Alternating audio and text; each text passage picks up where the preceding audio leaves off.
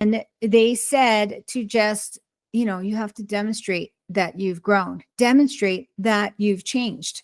And it's been 2.5 years for me. It's been a long journey, and I've learned a lot about myself, and I've also come to accept responsibility for my part in our vacation.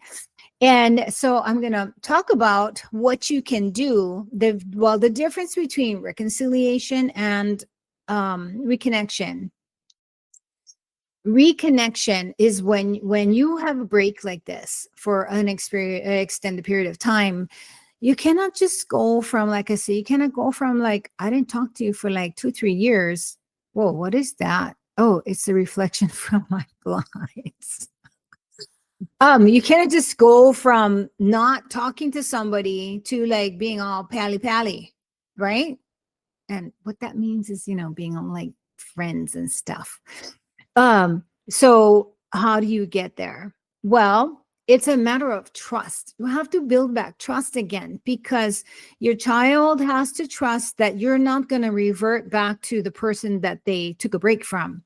And as a parent, I have to trust that the first thing I say, she's going to cut me off again. There's a lot of work that goes into working on yourself, and you don't want to I want to make sure that all this work that I'm doing is going to result in us being able to just reconnect. And what that means, what that looks like, is like when you first like when you're thinking about dating somebody, you don't like just dump all your personal stuff in their lap and say, oh, my mom is this one.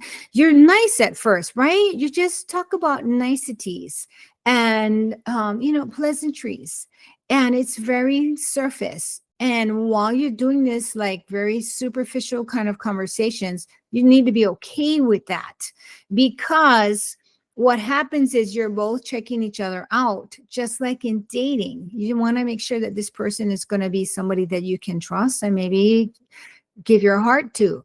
So it's going to be very surface in the beginning, and it needs to be okay. You cannot be like, okay, when are we going to talk about, what happened?